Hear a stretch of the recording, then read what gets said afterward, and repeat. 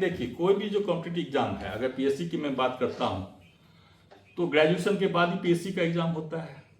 Minimum qualification तो graduation ही है।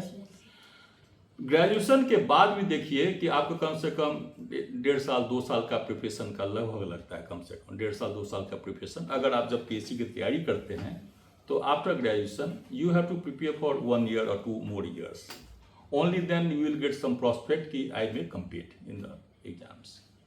तो काफ़ी लंबा समय होता है, ये 1 साल 1.5 साल 2 साल, और इसमें चूंकि पढ़ने का बहुत ज़्यादा जोश और उमंग होता है तो पढ़ाई पे काफ़ी कंसंट्रेट करना पड़ता है। तो ऐसे जो लंबे समय तक जो प्रतियोगी परीक्षा है उस हेतु शारीरिक और मानसिक रूप से फिट रहना भी बहुत इम्पोर्टेंट है, ताकि आप ज़्यादा बीमार नहीं पड़ें, आपका स्वास्थ्य बहुत अच्छा रहे, ताकि आप जो आपका रूटीन है, क्योंकि मुझे लगता है कि जब आप इस तरह का पीएससी सब की तैयारी करते हैं, चाहे बैंकिंग की तैयारी करते हैं, तो कम से कम 6 घंटा 7 घंटा 8 घंटा रोज़ पढ़ने की आवश्यकता होती है, कम से कम, ठीक है। तो और लगातार पढ़ने की आवश्यकता होती है। तो आप मानसिक रूप से और शारीरिक रूप से कैसे फिट रहें, इस पर भी ध्यान रखना बहुत ज़रूरी है। तभी आप जो है सो एक टाइम लाइन में कॉम्पिटिटिव एग्जाम को क्रैक कर सकते हैं, अचीव कर सकते हैं। ये बताइए कि फिट रखने के लिए हमको क्या करना चाहिए इस लंबे समय 1 साल 1.5 साल 2 साल तक फिट रखने के लिए। बताइए मैडम आपको क्या करना चाहिए हमको, बैठ कर बताइए। मेडिटेशन करना चाहिए। मेडिटेशन करना चाहिए। आप बताइए क्या करना चाहिए। संतुलित आहार जी, संतुलित भोजन हो, पौष्टिकतापूर्ण भोजन हो, ठीक है, उसमें ज़्यादा फैट नहीं हो, ज़्यादा मसाले नहीं हो, ताकि उनको बैठ करके पढ़ना है, लगातार सिटिंग पोस्चर में बैठ करके पढ़ना है। देखिए सिटिंग पोस्चर जो है, जो जिस पोजीशन में ऐसे, ये बड़ी इंपॉर्टेंट है पढ़ने के लिए। इसमें हम अगर ऐसे केवल कर देते हैं, क्या फर्क पड़ता है मालूम है। ये पोजीशन में पढ़ना, ये देखिए ये पोजीशन में पढ़ना, बड़ी छोटी छोटी टिप्स हैं ये सब चीज़। ये पढ़ना और ये पढ़ना, दोनों में क्या अंतर हो सकता है, कोई बता सकते हैं क्या। देखिए ये सब बड़ी छोटी पॉइंट है, लेकिन बड़ी मार्वेलस पॉइंट है ये सब। बता दी इसमें क्या अंतर हो सकता है। मतलब ऐसे मतलब रिलैक्स हो जाना, उसमें पढ़ना, ज़्यादा रिलैक्स हो जाता है इससे। ब्रेन जो है उतना एक्टिव नहीं रह पाता है। आप ज़्यादा अगर रिलैक्स हो गए तो ब्रेन भी जो है कॉन्शस से वो सब कॉन्शस की ओर जाने लगता है, ठीक है। ब्रेन उतना सक्रिय नहीं रहता, उसका जो ग्रे मैटर्स होता है वो उतना सक्रिय नहीं रहता है, ठीक है। इसलिए मतलब वर्टिकल पोस्चर में कुर्सी टेबल पर बैठना सबसे इंपॉर्टेंट माना गया है, ठीक है। ठीक है, आप जब बहुत देर तक पढ़ते हैं, 2 घंटा 1.5 घंटा 2 घंटा पढ़ लिए, तब अगर आपको लग रहा है कि ठीक है अब हमको लाइट वर्क करना है, तो कंफर्टेबल जो चेयर होते हैं उस पर बैठ कर थोड़ा सा आप आराम से पढ़ सकते हैं, ठीक है। लेकिन ये जो इस पोस्चर में अगर आप 8 घंटा पढ़ना चाहते हो तो कम से कम 5 घंटा आपको इस पोस्चर पे पाए होना चाहिए, और 2-3 घंटा जो थोड़ा सा रिलैक्सिंग में आप जो है कर सकते हैं, ठीक है। तो इतनी छोटी छोटी खाना पीना जो है सो हमको ऐसे मतलब भोजन करना चाहिए ताकि हमको इंडाइजेशन नहीं हो, ताकि हम बढ़िया से पढ़ाई कर सकें। इसके लिए मतलब पानी खूब पीना चाहिए, पानी का इंटेक काफ़ी अच्छा होना चाहिए। फिर आप सलाद ये सब खाइए, सलाद ये सब खाने से जो आपका ईटेबल्स है 2 टाइम का, खास करके लंच और डिनर की हम बात करें तो उसमें 15 से 20% आप सलाद लीजिए। और जो आप तो जानते हैं कि कार्बोहाइड्रेट, प्रोटीन, विटामिन, मिनरल्स ये सब का जो होता है, हरी सब्जी ये सब जो है खाना चाहिए। ज़्यादा स्पाइसी खाना को अवॉइड करना चाहिए, ज़्यादा ऑयली खाना को अवॉइड करना चाहिए।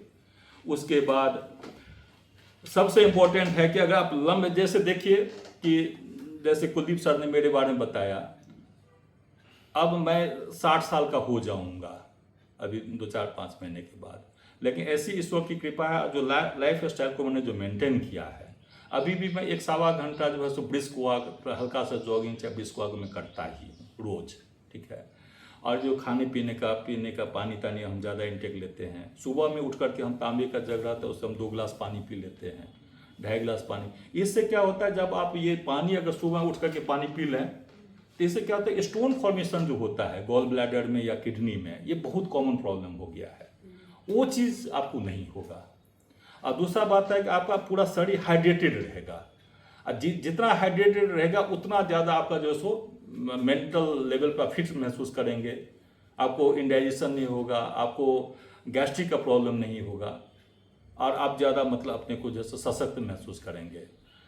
तो ये चीज़ होना। और एक जो जनरल कहा गया कि early to bed early to rise makes a person healthy wealthy and wise, इसको जरूर चरितार्थ कीजिए, ये केवल प्रोवर्ब नहीं रहने दीजिए, ठीक है। इसको जरूर चरितार्थ कीजिए कि हम एक सही समय पे, चूँकि लंबा 6 महीने 1 साल 2 साल 3 साल उनको तैयारी करना है, हम समय पे सो जाएं।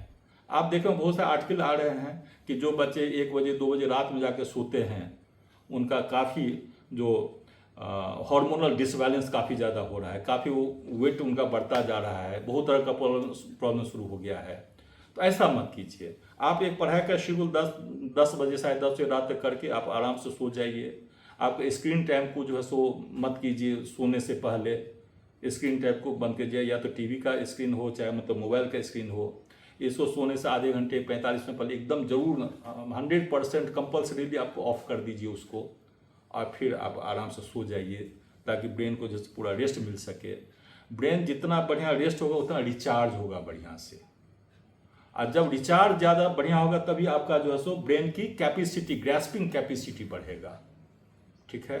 तो हमको जो नींद जो 7 से 8 घंटा, जिसका जैसा फिजिक हो, जिसका जो रिक्वायरमेंट हो, जिसका जो हैबिट हो, उस तरह से नींद आपको पूरी लेनी चाहिए। और दूसरी बात है कि आप सुबह में भी जो सो ये जरूर कोशिश कीजिए कि आप हम अब तो ब्रह्म मुहूर्त वाला तो नहीं हम कहेंगे, लेकिन कम से कम 6 सवा 6 के बाद मत उठिए, 6 साढ़े 6 के बाद मत उठिए, ठीक है। 6 साढ़े 6 बजे तक तो उठ जाया कीजिए। हम 4 बजे नहीं बोलते हैं, हम 4:30 5 भी नहीं बोलते हैं, लेकिन 6 साढ़े 6 के आसपास हो जाए। मैं देखिए, मुझे पर्सनल जब आप बताएंगे, मेरा जो कोई जरूरी नहीं जो मुझे पर्सनली फिट हुआ आपको भी फिट लगेगा, आप भी उसे अनुकरण करें, ऐसा मैं नहीं कहता हूँ। लेकिन मुझे जो जीवन अनुभव है वो तो मैं कह सकता हूँ, मैं अपनी बातों को तो रख सकता हूँ। मुझे याद है कि जब मैं BHU में 85 में मैं BHU में आया था, तो उसके बाद जब मैं इस तरह का कॉम्पिटिटिव एग्जाम का सोचना शुरू कर दिया, टारगेट सेट कर दिया कि UPSC या PSC, 2 आपको मतलब टारगेट मिली जुली आप रख सकते हैं। जैसे कि मैंने रखा था UPSC या PSC, ठीक है, चूँकि एक ही लाइन पे था, एक ही तरह की तैयारी का रिक्वायरमेंट था, एक ही तरह का डिफिकल्टी लेवल था, करीब करीब, ठीक है। तो मैंने इसे इसलिए रखना चाहिए 2 टारगेट को मिली जुली, ताकि एक सेफ साइड जरूर रहना चाहिए। क्योंकि आप लंबा प्रिपरेशन करते हैं, टारगेट सेट करके लंबा प्रिपरेशन करते हैं, यूजुअली ग्रेजुएशन निकल गया रहता है, एक प्रेशर भी आने लगता है, सोशल प्रेशर भी, फैमिली प्रेशर भी आने लगता है। तो 2 टारगेट जरूर लेकर चलना चाहिए, ताकि अगर एक में कहीं थोड़ा सा मिस किया मान लीजिए, तो हम दूसरे को तो निकाल लें, ठीक है। तो सेफर साइड के लिए 2 मिली जुली टारगेट आपका होना बहुत जरूरी है, ठीक है। तो मैं आपको, ऐसी आदत मेरी हो गई कि 6:15 से 6:20 के बीच में 5 मिनट के अंतराल में मुझे अपने आप नींद खुल जाती थी। जब उठता था 6:15, 6:16, 6:17, 6:18 हो रहा है, ऐसा ब्रेन सेट हो गया। ब्रेन ऐसा काम करता है, सभी का ब्रेन ऐसा काम करता है। ये मत सोचिए कि मैं बहुत ज़्यादा इंटेलिजेंट था इसलिए मुझे ऐसा हुआ, नहीं, आपको वो हैबिट क्रिएट करना है। कोई अलार्म की जरूरत नहीं, लेकिन 6:15 से 6 कुछ होता था ऐसे, कोई मुझे बुला लिया, कुछ आवाज अपने 6:17 हो रहा है, और पूरा मैं तरोताजा रहता था, एकदम फ्रेश, अच्छे मूड में, जो पूरा नींद जैसे होता है उसके बाद जो नींद होता है। और उसका मैं तुरंत उठ करके पानी पीता था, तांबे के जग में, गिलास वो सिरोना के पास में रहता था, 2-2.5 गिलास 3 गिलास मैं पानी पी लेता, फ्रेश होने के लिए जाता था। और तुरंत ट्रैक सूट मेरा रहता था, सूट था, मैं निकल जाता था वॉक करने के लिए। तो दौड़ता था, उन दिनों में दौड़ता था, और दौड़ के 1 घंटा आगे फिर नहा धो करके जो सो जो भी चाहिए इसलिए फिर पढ़ने के लिए बैठता था। अब पढ़ने के लिए बैठने के लिए एकदम मतलब जूता चप्पल कुछ नहीं, चप्पल तो सब बाहर ही रहेगा, ठीक है, रूम में नहीं रहेगा। हॉस्टल में मैं 10 साल हॉस्टल में था, BHU और जीवन में हॉस्टल में था लगा था। उसका माँ सरस्वती को एक छोटा से मैं रखा था, उनको एक अगरबत्ती में दिखा देता था। मैं 2 टाइम अगरबत्ती दिखाता था, एक सुबह वाला इसमें और दूसरा शाम में जो 7:30-8 उस समय 2 बार में। मैं आपसे नहीं कहता आप अगरबत्ती दिखाइए, तो मैं जो किया वो मैं आपको कह रहा हूँ, ठीक है। उसके बाद 2.5 से 3 घंटे का एक सीटिंग, और फिर रिक्वायरमेंट के आधार से वो 2 सीटिंग हुआ, 3 सीटिंग हुआ, हमको 8 घंटा पढ़ना है, हमको 12 घंटा पढ़ना, जो जैसा है उस तरह से वो करना। ठीक है, तो मेरा ये कहना है कि इससे मेरा क्या हो कि आज तक देखिए अभी भी मैं 1-1.25 घंटा मैं वॉक करता ही हूँ, ब्रिस्क वॉक। अब मैं दौड़ता नहीं हूँ, हल्का जॉगिंग कभी कभार करता हूँ, लेकिन ज़्यादा ब्रिस्क वॉक में करता हूँ। ठीक है, लगभग 6 किलोमीटर प्रति घंटे की रफ्तार से मैं चलता हूँ, अब मैं कर रहा हूँ। ठीक है, तो अभी तक मुझे नहीं बीपी की शिकायत हुई, नहीं डायबिटीज की शिकायत हुई, नहीं कोई भी आपको जो है सो एंडोक्राइनल कोई प्रॉब्लम मुझे नहीं हुआ है हार्मोन से संबंध के। तो मैं चाहता हूँ कि आप लोग भी तो ऐसे स्वस्थ रहें, जो भी आपका लाइफ हो बिना डिजीज का जिए। तो उसके लिए ये बड़ी छोटी छोटी बातें जो है सो जो घर में आप कर सकते हैं वो है। और ये क्या है, ना केवल जब तक आप फिजिकली फिट रहेंगे, जब आप फिजिकली फिट तभी तो स्वस्थ मस्तिष्क का विकास होगा, और स्वस्थ मस्तिष्क का विकास होगा तभी तो ग्रास्पिंग कैपेसिटी आपकी बढ़ेगी। ठीक है, तो फिट रखने के लिए बहुत जरूरी है कि early to bed early to rise makes a person healthy wealthy and wise, इसको ये कीजिए। और सुबह में आप उठिए, और मेरा ये कहना है कि आप वॉक तब कीजिए या दौड़िए तब जब आपका सूर्य का एक्सपोजर हो, सनलाइट का थोड़ा सा एक्सपोजर हो। एम्स के डॉक्टर ने मुझे बताया है कि अगर सनलाइट का एक्सपोजर आधे घंटे या 45 मिनट बहुत जरूरी है।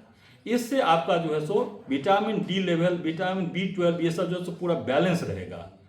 इससे आपको हार्मोनल प्रॉब्लम कुछ नहीं होगा। ठीक है ना, तो मैं ये रिक्वेस्ट करूंगा कि आप लोग सनलाइट का एक्सपोजर कम से आधे घंटे 45 मिनिमम आधे घंटे 45 से जरूर लगाएं, ये आपको काफ़ी फिट रखेगा। तो मैं चाहता हूं कि ना केवल आप लोग कॉम्पिटिटिव एग्जाम का बढ़िया से तैयारी करें, आप लोग जीवन भर फिट भी रहें, क्योंकि कहा गया है हेल्थ इज एबव वेल्थ। ठीक है, स्वास्थ्य से बढ़कर के जीवन में कुछ नहीं है। अगर आप बहुत बड़े अफसर ही बन जाएं, आप बहुत बड़े बिजनेसमैन ही बन जाएं, आप बहुत बड़े साइंटिस्ट ही बन जाएं, अगर आपका स्वास्थ्य अगर अच्छा नहीं है तो आप जीवन को एंजॉय नहीं कर सकते हैं।